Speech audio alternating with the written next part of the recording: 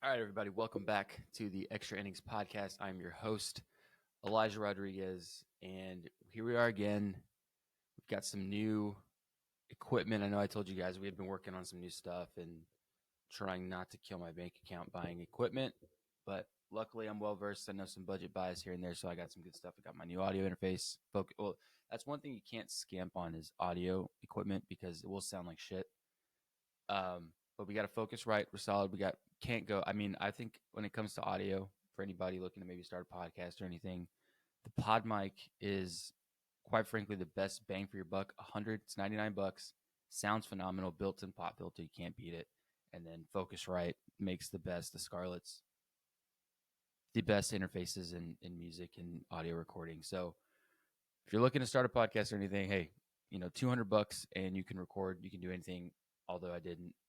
I had a nicer camera. It's all fucked up. So I'm going to have to eventually splurge on a nicer camera. But for right now, it does the job. It's nice. It gets the job done. But we got some new audio stuff going. Hopefully this sounds a little bit better for you guys. Got some headphones so I can hear what I'm saying. So I'm not rigging it with my gaming headset or anything like that. But I digress. We are here today. It's a beautiful Friday morning here in Texas, 6:51 a.m. I'm really enjoying doing these early because I get to see all the stuff. I get about an hour of quick pitch or MLB tonight, whatever's still playing from the early morning hours, and I kind of see what's going on and see what's happening, and it's kind of a cool routine. I kind of enjoy it. I really like it. And I hope you guys are too. But anyway, so today we have two topics that I wanted to discuss. If you can't tell by the title of the episode, we're going to be talking about the Dodgers and how I think that their season has started, considering how much buzz they had this offseason, as well as we have to. Now I've hit on the Astros piece by piece. I remember the first episode was kind of talking about how they started off really bad. That was only 3 weeks into the season. We're now almost a month in, and it's gotten worse. It's gotten worse, and that's for the Astros, who have been an absolute fucking powerhouse for the last almost 8 years since 2016. This is weird. It's just weird to see. It's almost as bad as my Spurs, man, going and doing all this shit, and then this year I don't know what happened there. That's a whole other story for a whole other day. But so let's start with the Dodgers. Let's start talking with the Dodgers. So the Dodgers had, quite frankly, one of the biggest, if not the most talked about offseason, acquiring Glass now. I always feel like I'm gonna mispronounce his name, but it is Yamamoto. I feel like I'm always gonna fuck that up. They acquired Glass now. They acquired Yamamoto. Um, they got the biggest buy of the entire offseason with Shohei. They were expected to be World Series probables the minute that they got Shohei. Then they got Glass now. Then they got Yamamoto. So they've added this massive dynasty. Had probably the most expensive off seasons in a long time. With Shohei alone, with the $700 million, that is outrageous, unheard of. And then he defers the payments so that they can afford to build a team around him. Shows what he was missing in Anaheim, or I'm sorry, in Anaheim, in Los Angeles. My mind is dated from Los Angeles. They didn't want to do shit. They had, well, we got Trout, we got Rendon, win a World Series. That's absolutely ridiculous. So you can tell that Shohei himself is all about winning. He wants to win. That's the whole point. That's why he's here. So I can see why they went out and they made that purchase, and then they made a couple other purchases to give him some support on both sides of the plate, right? But has the season been kind to the Dodgers in spite of all their spending? I saw Justin Verlander kind of talk about this a little bit on his podcast. Every year, the people, and this is the same thing as a Yankees fan. I understand the stature, I understand the legacy, the everything that comes with being like some of these big teams, like the Red Sox have it too. Even when the Red Sox aren't performing well, they have that aura. It's like it's the fucking Red Sox. The Yankees have the same thing, though. I really feel in my heart that the Yankees have lost a little bit of that stature with these last couple of years of the way they've played, especially last year. Last year was tough. I think that they've lost a little bit of that stature, that eliteness that they've had since they built it in the 2000s when they won all those World Series, right? So I feel like they've kind of lost it a little bit. I think this year they're rebuilding that stature, which is awesome because they're just a different ball club, different energy, different vibes. But people love to hate the Yankees. People love to hate the Red Sox, and the Red Sox are good. People love to hate stacked, studded teams. It's no secret. It's just how it's always been. So the Dodgers being the Dodgers and being as stacked and as powerful as they've been since about the same time as the Astros, 2014, 15, 16 and up. They've been a powerhouse. They've had a really great farm system. They've made quality trades. They've done well with roster management.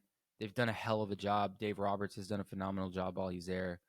But they could never seem to really put it together and win. They've only got the 2020 World Series, which everyone says didn't really happen because it was a weird season. So I get it. They had that whole dome thing happening at here in Arlington up the road here. So, they've always missed a little bit. They've never like fully, you know, gotten they've gotten to the show once. I think they may have been more than once, but I mean they've never actually won. Hold on. Let's see. So the Dodgers have made it to the World Series. They appeared in 21 World Series. So the last one they appeared in was 2020, and before that was 1988. So they've had strong teams, but could never like really, put it together. They could never put it together fully, right? Which is insane. I mean, look at this lineup. You got Mookie Betts, Teoscar Hernandez, Shohei Ohtani, Max Muncy, this new guy, Pajes. He's pretty damn good. Freddie Freeman, Enrique Hernandez, Kike Hernandez, Will Smith, who they just signed to a massive contract, Jason Hayward, Gavin Lux, Chris Taylor. These are some vets, dude. Like these are some guys that have been around the game and have some serious experience and have done it a lot. But the good thing is, like a lot of these guys have done it and made their name in LA. Like Max Muncy was with the A's before that. He solidified his name. He's a power hitter. He came into his own in Los Angeles. Mookie Betts was a stud with Boston, but really came into his own in L.A. Pajes is a rookie this year, going off, batting 258. Freddie Freeman, another guy, solidified his stuff. Well, Freddie Freeman's a little different. He was a stud in Atlanta, and I think without this whole thing that happened with his agent, I think 2 years ago when the whole trade went down, he'd still be in Atlanta. I think he still wants to be in Atlanta. I think he still wishes he was. Kike Hernandez has gone back and forth. Red Sox, he's played all over the place, made his way back. Will Smith, another guy, signed a massive contract, but came into his own with LA. Another guy, Austin Barnes is another guy who's pretty solid. Jason Hayward, seasoned vet. I don't think we're expecting a whole lot from Jason Hayward. Like I said, he's getting up there in age, so he's on his way out the league, but still a good guy to have in your clubhouse. Gavin Lux, young guy. He was on the struggle bus, still is on the struggle bus, but buck 67. He's struggling a little bit at the plate. And then Chris Taylor's kind of that fill-in guy, but 47 batting average is not very good. But point I'm trying to make here, going through all these stats. Well, real quick before we go through, so we went over the batting stats. So let's go. So Mookie Betts batting 374. Dude is a monster. I think Mookie Betts is in the at least top 5 best baseball players in the game right now. He's insane. Moving from the outfield to shortstop, he's like indispensable. You can put him anywhere, barring behind the plate. But I mean, I wouldn't even put that past him. He might be able to catch. Who knows? Shohei Ohtani's batting 358. Mookie Betts 374. Teoscar Hernandez 255. Max Muncy's 241. That's about where is he at career wise? Honestly, I'm kind of curious. Where are we at career wise with Max Muncy? Because I know he's got power. He's got a lot of he does well. Let's see. So he was in Oakland. Damn, he only spent 2 years in Oakland, which was in 15 and 16. Batted 206 in 2015, 186 in 16, 263 in 18, 251 in 2019. 2020, he batted a buck 92. So he's about a career 200 hitter. If I had to take an average, yeah, right here, 228 is his MLB average. I think he's got more of a clutch gene than anything, but a little underwhelming in the average for Max Muncy. But still, he does some good stuff. He's a good defender. So a 241 is about average, and Muncy's off to the same start he would have been on any other year. Outman 178. He's another fill-in guy. I think haven't heard much about him. No, he's got 73 at bats. He's up there. I think he's probably sat 1 or 2 games. So Outman's a guy. I have no idea who Outman is. Pajes a guy that jumped on my page. I was watching them at the beginning of the year. Pajes 8 games played, 31 at bats, but he's going off 258, dropping some bombs too. Yeah, he's got 2 homers. Miguel Rojas, 278, solid. Freddie Freeman still above the 300 mark, 303. Kike Hernandez, 231. It's another fill-in guy. Will Smith, 352. Jason Hayward, 214. And then Gavin Lux, $167. Chris Taylor, 47. Right. So these averages are pretty damn good. I mean, they're not bad, especially with your key guys that you're expecting to, the guys that you're expecting to perform and come out and do some shit. They're doing their shit. Mookie Betts, 374. Shohei, 358. You got quite a few guys that are batting over the 300 mark. So their 16-11 record, I think, you know, I don't know. I think that's reading into it just a little bit too much. I personally, I really believe that. I really think so. The Dodgers are here, yeah. 16-11, they're 593%. So, and then they're playing Toronto today, so they should get some dubs there. Toronto's a struggling team. They're trying to get up there. Where's Toronto? Where's that record? Toronto. Yeah, 13-13, right at the 500 mark. Yikes. But so here's my thing. So when I brought up the Dodgers to say this before we get into the pitching, they always find a way. They struggle. They have the struggle buses. They're an injury-riddled team year after year. There's always a big injury. There's always somebody that they needed that goes down with an injury. So it's not uncommon for them to be dealing with injuries. I really believe that.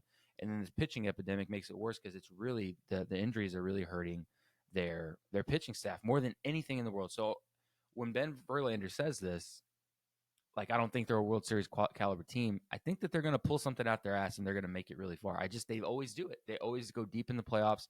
They find a way. You know, we're still super, super early into the season. It's April 26th. You know, we're almost a month in. I think it's still very early to call these things, especially with a team that's 16-11. They still have a great record. They're still in first place. But let's get more into it. And this is where I think, you know, like I said, I don't think he's worried from an offensive standpoint. I think we're worried more from pitching because the Dodgers pitching is really, really hurting bad right now. And like I said, the offense is not the issue. The offense is fine. Like they're doing their job. They're hitting the ball. They're slugging the ball. You know, Mookie with the 1-dot season right now. You got Shohei with a 1-dot season right now. So you got guys getting on base and being productive at the plate. So clearly, offense is not the issue. So let's get to the issue. And it's fucking pitching, which is not anything. A lot of the guys that they have now throwing are not bad. They're not bad. The guys that can play are not bad. It's the guys that they need to have that are not playing that could make a bigger impact and maybe make them that 17-6. Maybe make them that up there with lowering some of those losses, those late inning losses with the bullpen. That's where they would need the help. That's what's hurting them more than anything, right? So hold on. Who is texting me? It's 7:02 in the morning on a Friday. That's a real question. Anyway, no, it's my buddy. All right, so let's read off some of these stats. Let's go off some of these pitchers. So their top 5 starters. I mean, some of these guys. Bobby Miller hasn't pitched. I think he's hurt. Last I saw. Yeah, I'm pretty sure Bobby Miller's hurt. But that's another guy that came out of nowhere and dude's kind of a stud. Let's see. Where's his news? Right here. Yeah, 15-day on April 13th. So he should be back in a couple days. But Bobby Miller's down with a right shoulder inflammation, retroactive April 10th. Okay. Oh, so he should be back. Should have been back yesterday. Huh. Whatever. Anyway, so you got Tyler Glasnow who's spearheading this pitching staff right now. Hopefully next year you get Ohtani on the bump. I personally, with all the pitching shit, if I was him, if I was his agents, I would really consider rethinking that one because he's tearing it up at the plate. Don't need another injury. Don't need to damage that arm. Do one or the other. Maybe that's why everyone's so keen on him doing one or the other. I don't know. I think he can swing it. Everyone can throw 100, in my opinion. Swing it. Maybe play the outfield. No, I'm just kidding. Keep shining, dude. But so Tyler Glasnow's spearheading this. He has a 2.92 ERA and 37 innings pitched, but leads with 44 strikeouts. That's a shit ton of strikeouts. And that's what I love so much. And that's why it's so fun to watch Tyler Glasnow pitch. He can throw the fucking ball, dude. Like, he's a 1-2 punch kind of guy. He's got that electric fastball, that really hard, loopy curveball. he's fun to watch. But again, and this is where I talked about this. I think I have a YouTube a short video I made, but I didn't release it. I might put it out today now, considering that we're talking about this on the podcast. Um, I'm worried about his durability throughout the year. That's what I'm more worried about more than anything. It's not even if he's going to get shelled. It's not his stuff, because the dude's got stuff. He's a monster in the weight room. He's a monster with the rehab stuff. He's had to get to this point to where he can last a bit, because every year I felt like he was hurt. There was something wrong. He is a big dude. He has a lot of force coming with his delivery, so that can explain quite a few of the injuries. But for the most part, that's my biggest fear of Tyler Glasnow, is his durability throughout the year, because these guys cannot afford to have another injury to their pitching staff. They just can't afford it. So Glasnow is going to spearhead this. He's doing phenomenal. Keep that shit up. Yamamoto is one guy that everyone was kind of disappointed in. Like, oh my God, this big guy coming. He was the second name. I know there's that other hitter that does two-way that's out in Japan right now who didn't make it over this year, but I'm sure he'll be over sooner or later. But Yamamoto was the next big name after he pitched in the World Series, the World Baseball Classic. He got on a lot of people's radars, made the notion that he wanted to come play in the United States. Of course, Shohei probably kind of, convinced him to come to LA, and I'm sure that they found the cash for him, but he has been really nowhere on the spectacle of superstar that we expected. 2-1, 3.54 ERA, 6 games started, 6 games pitched. Only pitched 28 innings, so he's about 10 behind Glass now. Given up 3 home runs already, 6 walks, 37 strikeouts. So the strikeouts are not bad, but I think, and like I said, he is adjusting. It's a big adjustment change from playing over there to playing here.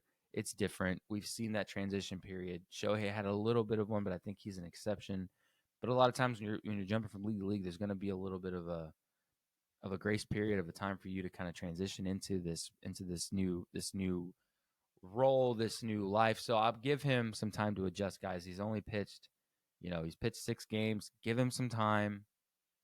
He'll come into it, I think. And even the 3.54, if a man's struggling, he's going to be okay. He's going to be all right. I promise. I think. And then last night he had a great start, caught a liner back to him. It was pretty sweet. So he'll come into it. I think he'll come into it. Then you got Michael Grove, who's had to come in. Hasn't started any games, but he's up there with ERA at a 6. Yeah, not good. Bobby Miller, before he was hurt, was at a 5.4 ERA, 11 innings pitched, 18 strikeouts. Not great. Gavin Stone's another guy, 6 ERA. Vesia, 2.03. Vesia is always good. Good middle relief guy. I think he throws good. He let Eric Sim, roll up on him, but it's all good. Paxton's another guy who's been around for a while.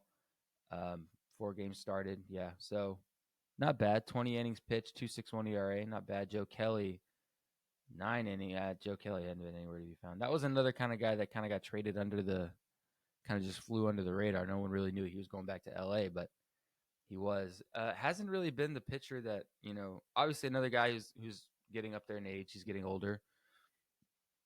Not the same guy he was, 5-6 years ago. Granted, I get that the hard throwing, nasty, buckle your own catcher Joe Kelly, or cry at the Astros Joe Kelly, but hopefully he can figure it out and give him a little bit more, because I know they were expecting something out of him. Getting him, obviously bringing him onto the team with this whole. I think I would feel honored that the Dodgers came and got me, especially when they're making moves like they're making with Ohtani and these big names. To be a part of that team would be insane. I'm just gonna be honest, but anyway, so let me kind of wrap up this thought. We've been about 20 minutes on here. I don't want to make these too long. So we've gone through the stats of the pitchers. We've gone through the stats of the hitters, the fielders.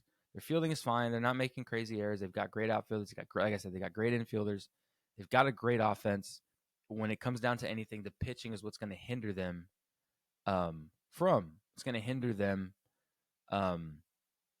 from making it far. And I say that because it's true, guys. I mean, the batting is great. I'm looking at the stats one more time. The batting is great. They've got decent averages. Guys that are, guys are about their median or a little bit over their median. So they're hitting the ball well. They're seeing the ball well. What's going to hinder them is the pitching. And I agree. The pitching, that's one thing I will say about Verlander, is that he said the pitching staff is in shambles. It is. You're missing Bobby Miller, you lost the guy with the long Gonsolin, you lost him. Miller's coming back, but I'm sorry, I think I said Miller. So you're missing Bobby Miller, you're missing Gonsolin, you're missing Kershaw. So you're missing three key pieces to this pitching staff, which could, with some dominant starts, change the game. Imagine if you had Gonsolin, Miller, Yamamoto, Glasnow, and Kershaw. That's 5 elite starters that they should have. Obviously, Gonsolin's not going to play this year. He's out. Kershaw may make it. I think he should be coming back here maybe later in the season, so maybe he'll do some stuff. But if you get Miller back and Miller comes back to the same guy he was last year, and you get Kershaw to come back to his veteran self and not choke anytime it means something, you could do something. You might have a chance. I think they could really do something. But it's the same thing that Verlander said. Pitching's in shambles. If they cannot figure out this pitching situation, they might not have that same magic, that same juice that gets them through tough spots. I don't think they will. I think pitching has been a catalyst. It's been something that saves them in multiple pieces. Without that, Dodgers may have lost their spark. I don't know. But I don't think they make it that. I think that they're going to find a way right now, even with the injuries they have, even with what's coming, who they have coming down the pipeline. Personally, I have to disagree with Verlander. I think that they're going to make a way. They're going to make some sort of run, some sort of magical, something's going to happen, and they're going to make it deep into the playoffs, if not the World Series, just because they're the fucking Dodgers. They just find a way. They find a way. But playing devil's advocate with myself and kind of agreeing with Verlander here, I think that if they don't figure out the pitching stuff and it doesn't work in their favor, and maybe they lose a couple more guys, or guys don't come back and perform the way that they're expected to, no, there will be no magic. There will be nothing. They're not going to make it that far. They'll make it they'll make it to the playoffs because their offense is keeping them alive, but they won't make it any further than that. I don't think. I think they make it to a CS or a DS, and that's it. Not World Series bound. But if they do, I see them in the World Series. It's going to be it's going to be something that we're going to have to watch as the season goes on. But moving away from the Dodgers, and somebody who, and talking about a team that I love to shit on to a certain extent, but this is just sad. So the Astros are now, hold on. The Astros, some of these news lines are comical.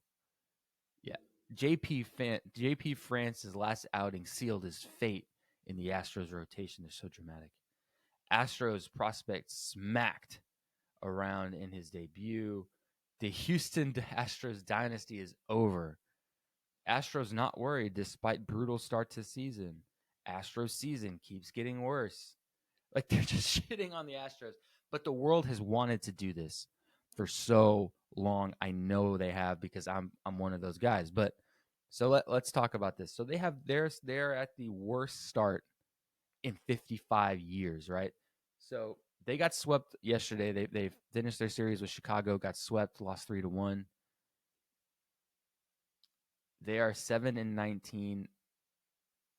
They've won only 27% of their games in April. I mean, up until this point, and April's almost over. Jeez. And then it continues. Okay, so they aren't the White Sox. We knew that. They're not 3-22, but 7-19 is not that much better. It's not good. Even the A's are performing better.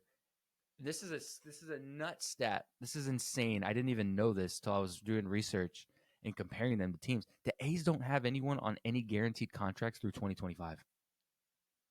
Their whole team could fucking walk.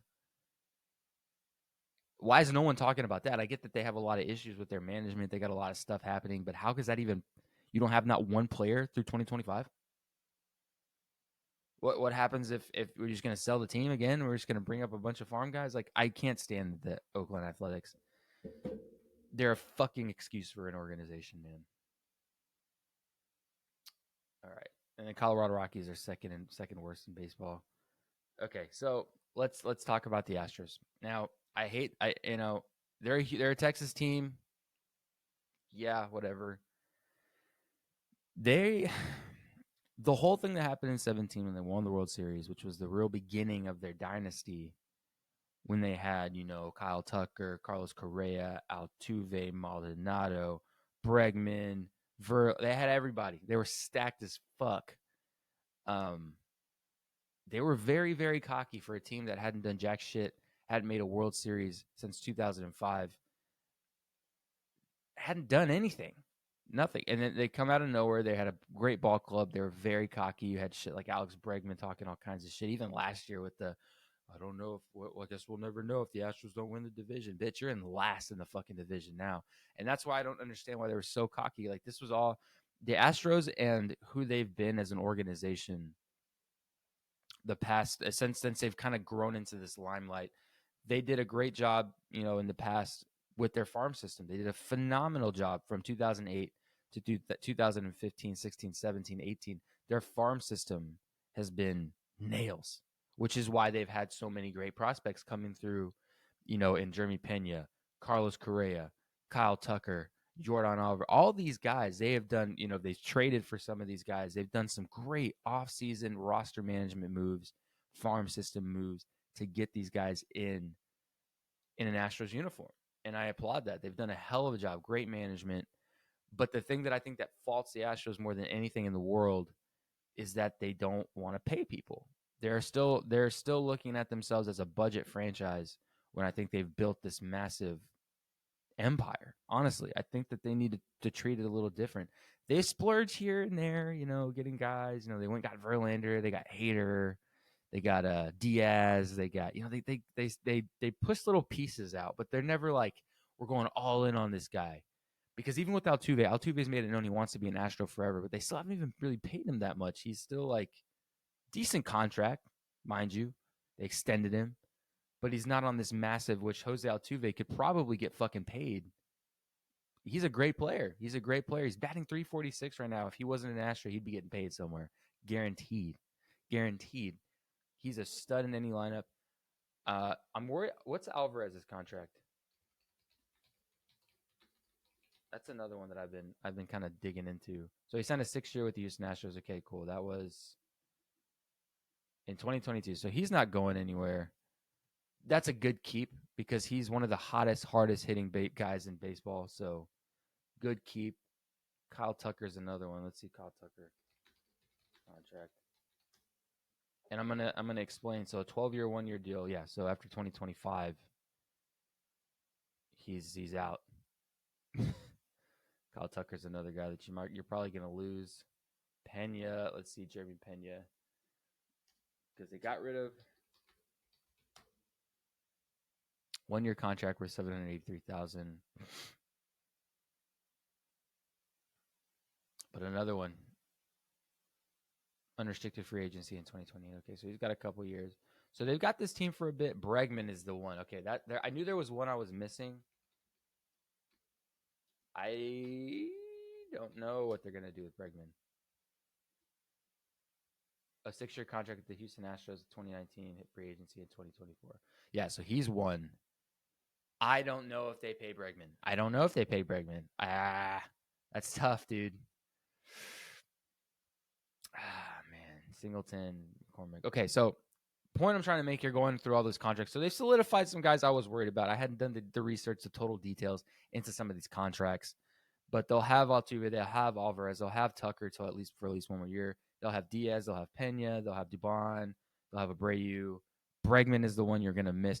I say they suck, they nut up, and they pay Bregman something that he wants because I think they're gonna need him. Do they have a great farm system? Yes, they have a great farm system, but you can't just replace Alex Bregman. He's been solidified in their lineup for years now, since 16 or 17. So he's been there for a bit.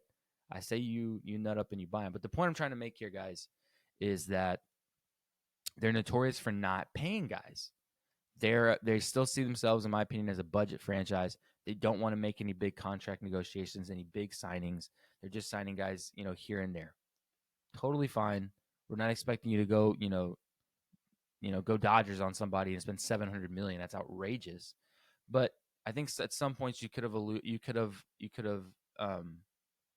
alleviated some issues if you just paid guys, if you just expressed some interest and actually made them a solidified part of the lineup for a long period of time, and then built around these guys, right? Because they've let Verlander walk once. Why they did that, and the point is maybe they won in the long run. They won that whole thing. Verlander goes to New York. I've talked about this multiple times. Verlander goes to New York. Scherzer goes to New York. It panned. It didn't pan. They both come back to Texas. One to Arlington. One to Houston. And of course, Houston gets him back. But Verlander, I think, with his age, with how he was performing in New York, didn't have a whole lot of bites on that because it was just like, what are we really going to get out of him? Though he came back and played really fucking well last year. Honestly, played really really well in Houston. It was just a bad match in New York. But the point I'm trying to make is they let him go once and then got him back on a fucking budget steal because no one else was really competing with him. So they're known to let guys walk. But anyway, let's look at some of these averages before so we can kind of get into this and see what if I can find any sort of solutions for these guys or any sort of shining light here. But again, I think this is another case of pitching woes, man. Honestly, because I'm looking at some of these averages, they're not bad. And the Astros have a great offense. They always have. So Altuve, 346. Holy shit. Oh my God. 6 homers. Oh my God. Alvarez, 267. I'm curious to kind of see where Alvarez has been year over year with this 267, if this is something we should worry. So he busted out the league in 2019. 2019, he batted 313. 2020, 250. We shouldn't even count the stats of 2020. That was such a fucked year. 2020, 250. 2021, 277. 2022, 306. 2023, 293. And right now he's batting 267. So he's on par, like a sub, like right below 300 hitter. He's dangerous, man. That man is. He's one of the few batters in this game where I still get nervous when he comes up to the plate. I get nervous when I have to face his ass in the show. Like, he is a dangerous fucking hitter. I want no part of that, man, dude. Fuck that shit. All right, so we got Jordan batting till 267, Kyle Tucker 283, not bad. He's another guy that's probably career about 280 if I had to guess. Let's see where are we at career stat wise. Takes forever to load. All right, so we got 263 in 2018. 2019 went off 319. I'm sorry, we're in the wrong column. That was on base percentage. Damn, I was like 319 and 2. How did I miss that? Anyway, 141 in 2018. So getting started. 2019, 269. 2020, 268. 2021, 294. 2022, 257. 2023, 284. All-star year. 2024 is batting 283. So about right where he was last year. Another guy, Kyle Tucker, is dangerous, man. Dangerous. He's a sleeper. But on par with where he's normally been, percentage-wise. Diaz, 274. That's where he's been about. Jake Myers, he's not an everyday guy, so I'm not going to do that. Jeremy Pena, 324. Goddamn, Pena. Okay, I will say this. I'm not a fan of Carlos Correa. I think he's got a big mouth. I think he is a very great defensive specialist, but he can't hit for shit. Couldn't hit water if you fell out of a boat type shit. I think that, and this is something I tell people all the time because I got a lot of Houston Astros fans. No one that really delves as deep. I got some fair weather fans. I've got some diehard fans of the Astros who have watched them from their inception forever ago to now. I say this till the day I die. Trading for Pena to get Pena off your fucking payroll and bringing in Pena was the smartest fucking decision. Pena's a better player. Pena's a way better player. He's a more well-rounded player. He's got a better defense. He's got a better defense on him. He swings the bat better. He's got more power. He slugs more. What else are you going to ask for in a shortstop? He's a good fucking player, and he's a better player than Carlos Correa. As Carlos is a little bit older, I still think that Pena was the better. I think the Astros played that so well. I respect that trade, that move, that whole thing. Awesome. They had a lot of faith in Pena, and he showed up, man. So let's look at Pena because Pena hasn't been here that long. Where are my stats, MLB? There we go. Okay, so 2022, he batted 253. Last year, batted 263, and now he's batting 324. So he's coming to his own, man. He's coming to his own. He's fun to watch. I'm trying to look at offense as much as possible because I know that pitching stat line is going to fucking hurt me to look at. Caratini, another he's a backup catcher. Okay. Well, I guess in times that you're not, 290 for a backup catcher. Damn. Jake Myers, 217, not an everyday guy. Dubon, another guy that's not an everyday guy, but he's going to be a more often than not kind of guy, 278, not bad. Jose Abreu. Damn. Nah. Abreu. Jesus. 81. One guy that really didn't show up. And you got Bregman, 216. If Bregman's wanting to get paid, you better pick up that average, man. No, it's a lot of. I don't mean to put a lot of stupid pressure on people, but yeah, I mean, if you're trying to get paid 216, you want the big bucks, you're gonna have to bat at least 250 to 280. 290 gets you that big one. So Bregman, pick it up. I just don't see him as an. I can't shake the feeling. I don't see him in a Houston uniform next year, sad as it is, and it's gonna be weird. And then you got McCormick, who's gonna be your DH most of the time, outfield when you need him. 235, not bad career. So these guys are all about at their career median or a little bit above their normal range. So like they're performing, they're doing what these guys do. They hit the fucking ball, they hit home runs, they produce runs. But again, another thing that's synonymous with the Dodgers, it's not the offense, it's not the defense. Although the defense has been a little bit more shaky than it normally is. I will say they've had a lot more errors and stuff happening than they normally do. I still don't think that's the problem. Now we're gonna get into the fucking problem. Oh jeez. These ERAs are disgusting. Jesus.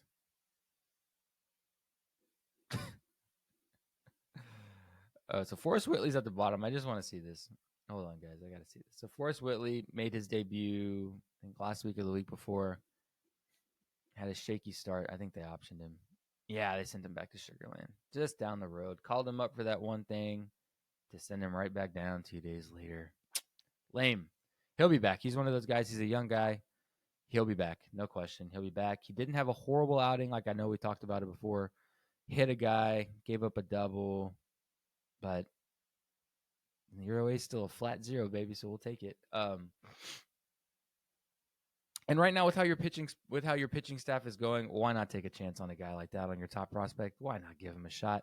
Not like these guys are doing anything anyway. So shining light, the guy who is absolutely carrying this pitching staff, who came out of fucking nowhere, Ronel Blanco. Oh my God.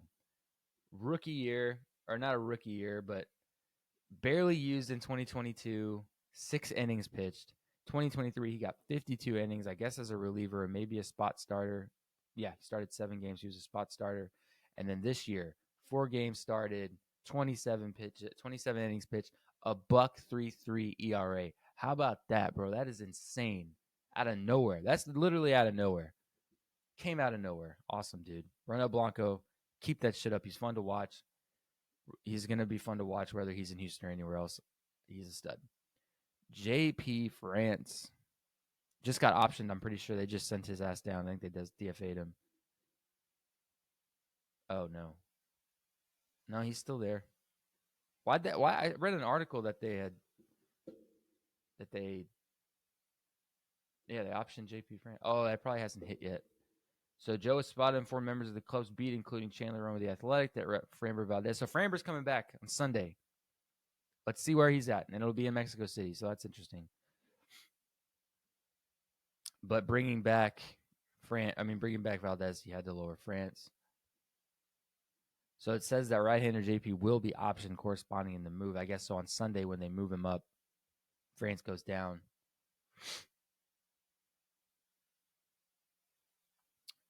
Yes, we get it. He was hurt. Christian Javier. Yes, whatever. Okay, right here. France being sent down registers as a surprise. Yeah, he's been there for a while. Certainly not amazing. 7.46 earned run average in 5 starts. He was good last year. He was one of those guys that you could count on to come in and do some stuff. But yeah, JP France is going to be going down.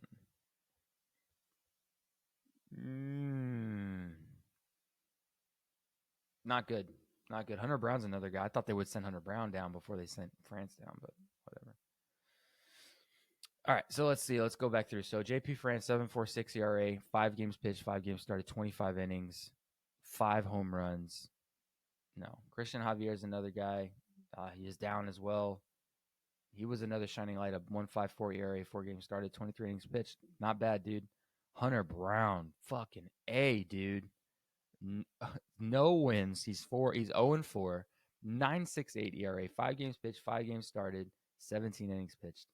Opponents are batting 395 off of him, almost 400. That's a tough stat line, dude. But here's the thing: I thought that they'd get rid of Brown before they get rid of France. Because France, like I said, has done some stuff. He's even got a lower ERA. What the fuck? I guess I just showed you they got more faith in. I guess they're not as loyal to France as they thought they were. But Brown, that's horrible. Hader has been the story of the year in my opinion. And let me explain why. So Hader hasn't been Hader in my opinion since like 2021 or 19, 20, 21. I forget. I'm not going to talk about 2020. That was an anomaly of a season. But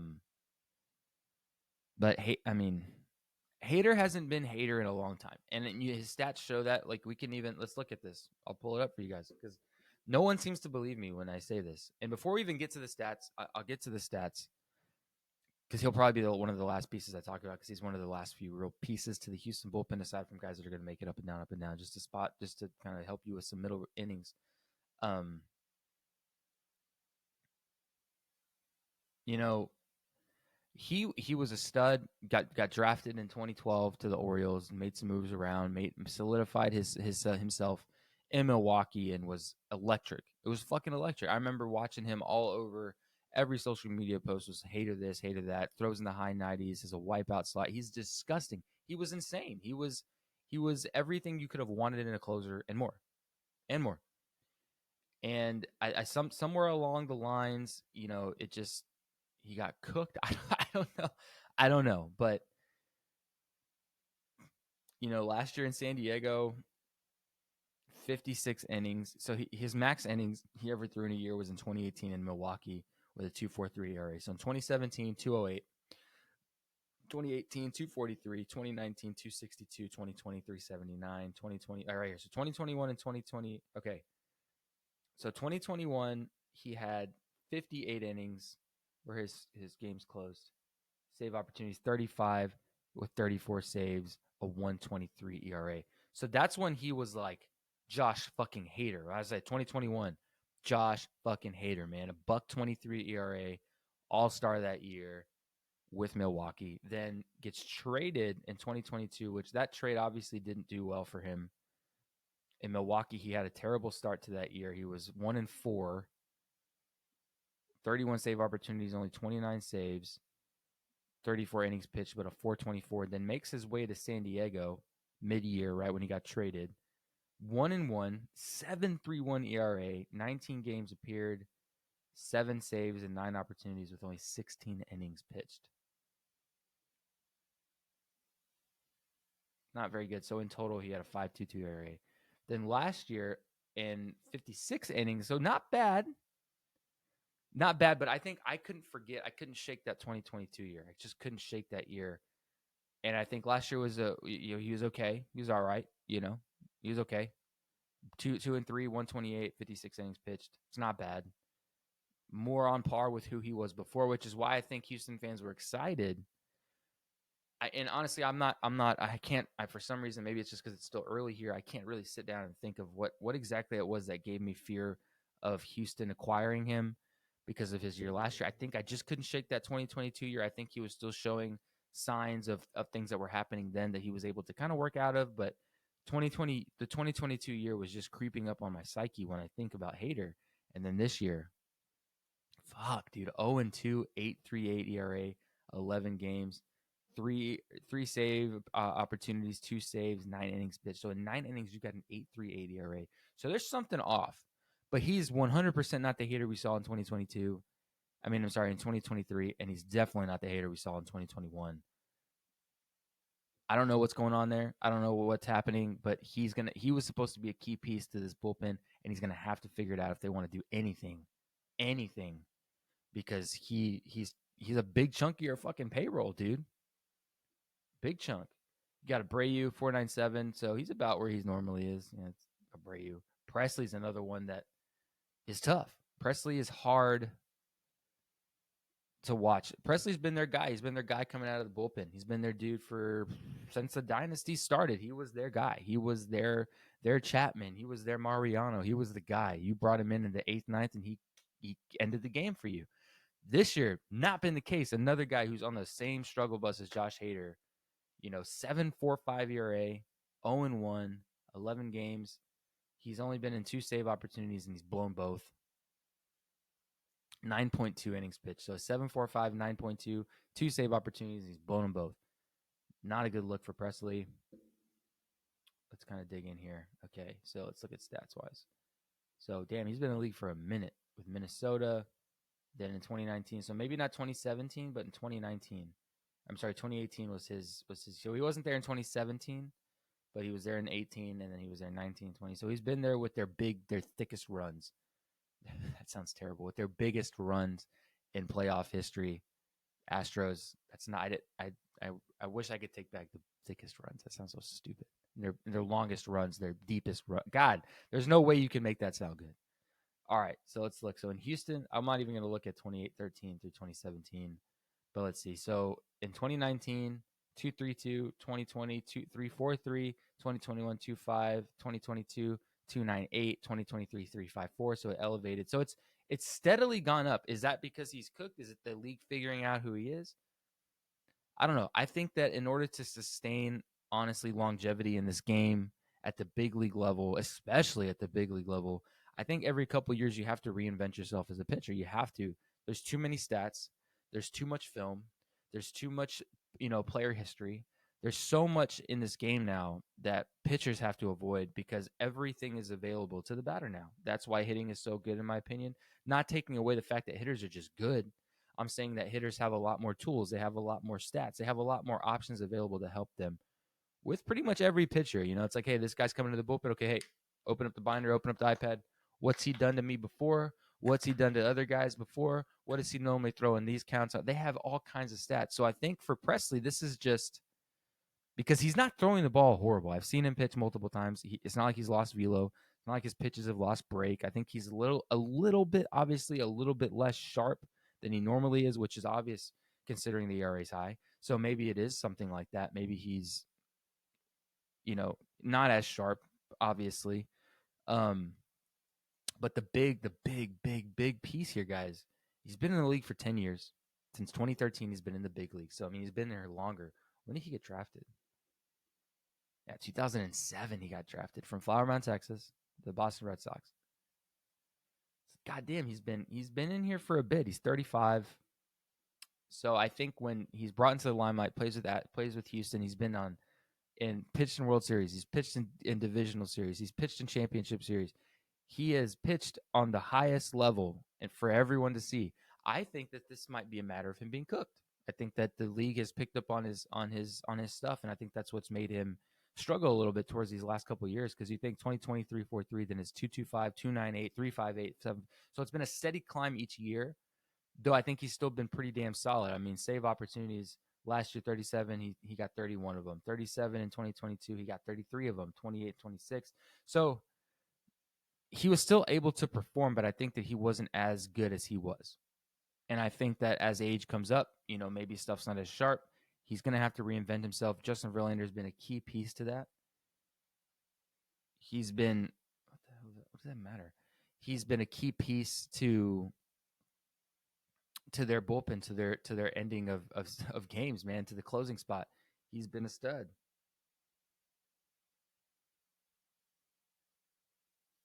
Sorry, I'm getting text from, like I said, people be blowing me up, man. Yesterday I had so many phone calls I had to return I couldn't even remember, and today it's 7:30 and people are already blowing up my phone. So welcome to my life, I guess. But anyway, my point is that I think that he's going to have to reinvent himself. I think there's going to have to be a point where he's like, I'm not the same guy I was in 2021.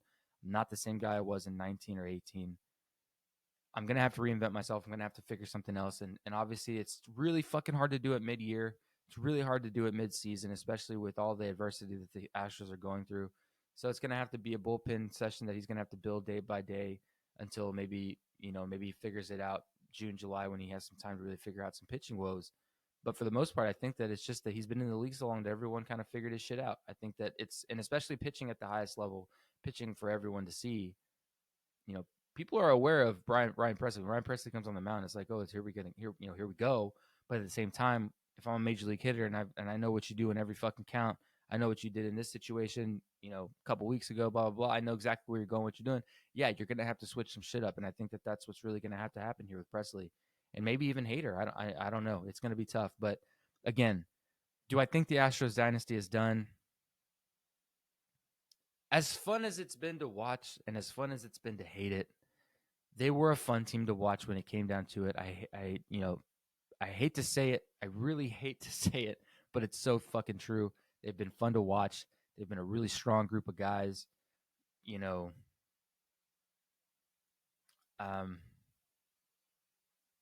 so is their dynasty over?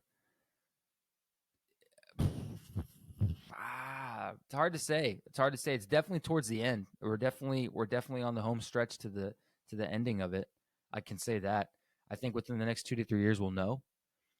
I don't see Verlander making it another 2 to 3 years in the league. I think he's got this year and maybe one more, maybe two more after that. So you'll lose that guy. If the Astros keep him, who knows? Bregman may be on his way out. Altuve's nearing. Altuve's up there in age 2. He maybe got another 3-4 years in the league. Who knows? I don't want to put caps on guys' league. Altuve may have another 5, 6, 7. I don't know. I don't know what he's going to look like. We're towards the end. I think we're heading towards the end of the dynasty. Is it totally over? No, I think we've hit a skid. I think they're in a weird spot pitching wise. I think that there's still time to figure it out. I think that there's still time for some guys to turn it around. I think France can get optioned down and then maybe figure something out and come back up. I think Brown can shake the woes and come back. So yes, there is still optimism. There's light. But panic button is being smashed right now. We're hitting the panic button because this is nothing we've seen in a long time. Worse, like I said, the worst start they've had in 55 years. That's insane. That's insane. But faith, the Astros might figure it out.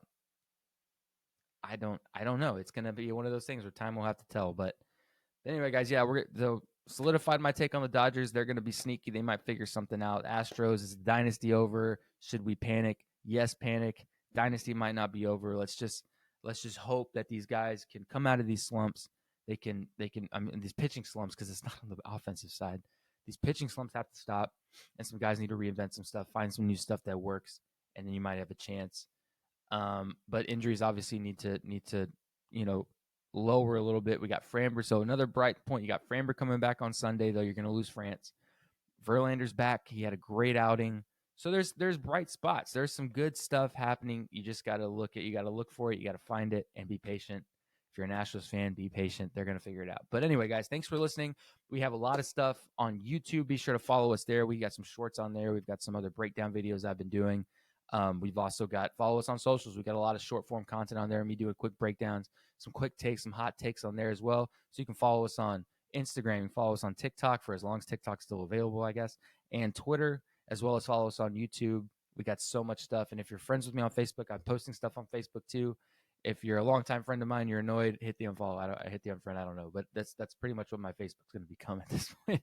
It's just me talking about baseball and talking about random shit. So, like I said, follow us on socials, guys. We always got stuff coming every day. I think the only day I really post a lot is on Saturdays, so be wary of that. But anyway, thanks for listening, guys, and we'll be sure to catch you in the next one. Thanks, guys.